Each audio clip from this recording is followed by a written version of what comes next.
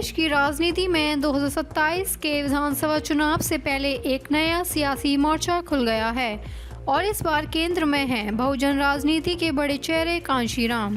दिलचस्प बात यह है कि मंच भले ही अलग अलग हो, लेकिन सियासी निशाना लगभग एक जैसा दिखाई दे रहा है।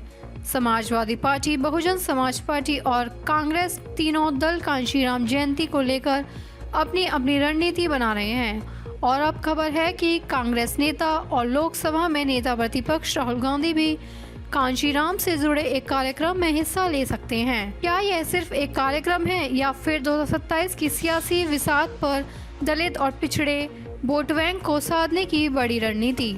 उत्तर प्रदेश में अगले साल 2027 में विधानसभा चुनाव प्रस्तावित हैं, लेकिन चुनाव से पहले ही कांशीराम जयंती को लेकर राजनीतिक दलों में आरोप प्रत्यारोप शुरू हो गया है। समाजवादी पार्टी ने ऐलान किया है कि 15 मार्च 2026 को कांशीराम के 92वें जन्मदिवस पर पूरे प्रदेश में कार्यक्रम आयोजित किए जाएंगे।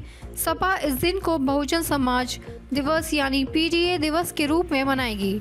पार्टी के अनुसार यह कार्यक्रम हर जिला मुख्यालय पर आयोजित किया जाएगा। अब इस सियासी लड़ाई में कांग्रेस भी उत्तर आई है। कांग्रेस नेताओं के अनुसार राहुल गांधी कांशीराम से जुड़े एक कार्यक्रम में हिस्सा ले सकते हैं। बताया जा रहा है कि कार्यक्रम में राहुल गांधी दलित स्कॉलर्स के बातचीत करेंगे और सामाजिक परिवर्तन पर चर्चा करेंगे। कांग्रेस ने घोषणा की है कि वह कांशीराम जयंती को सामाजिक परिवर्तन दिवस के रूप में मनाएगी। राजनीतिक विश्लेषकों का मानना है कि इस कदम के जरिए कांग्रेस दलित, पिछड़े और अल्पसंख्यक वोट बैंक को साधने की कोशिश कर रही है। समाजवादी पार्टी के इस फैसले पर बसपा सुप्रीमो मायावती और पार्टी नेताओं ने तीखी प्रतिक्रिया दी है। बसपा के प्रदेश अध्यक्ष विश्वनाथ पाल ने सपा पर निशाना साधते हुए कहा, अखिलेश यादव का यह सिर्फ नाटक है। अगर उन्होंने पहले कांशीराम का सम्मान किया होता तो आज उन्हें इस तरफ के कार्यक्रम करने की जरूरत नहीं पड़ती। उन्होंने यह भी आरोप लगाया कि जब अखिलेश यादव मुख्यमंत्री थे तब कांशीराम जयंती की छुट्टी को खत्म कर दिया गया था।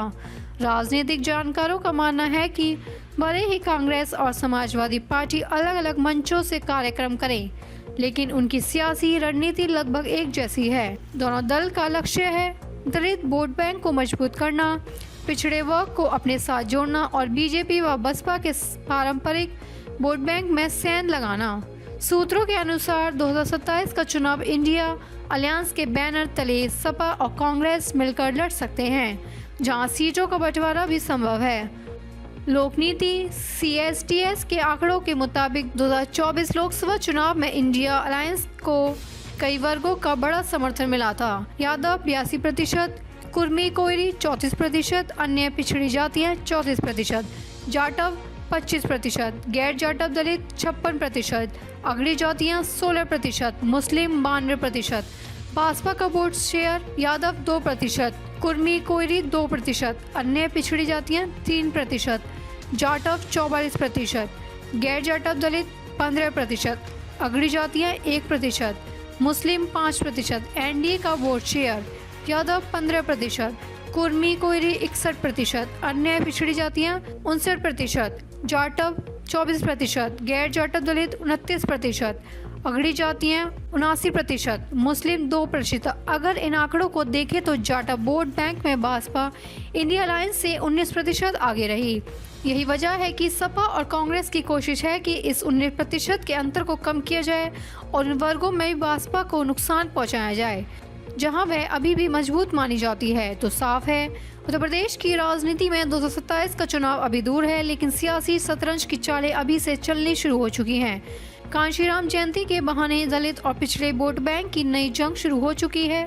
सवाल ये है, क्या अलग अलग मंचों से सियासत कर रहे राहुल गांधी और अखिलेश यादव वाकई 2027 में कमाल दिखा पाएंगे या फिर बसपा और एनडीए इस सियासी समीकरण को बदल देंगे? फिलहाल उत्तर प्रदेश की राजनीति में तीर कमान भले अलग हो, लेकिन निशाना एक ही दिखाई दे रहा है।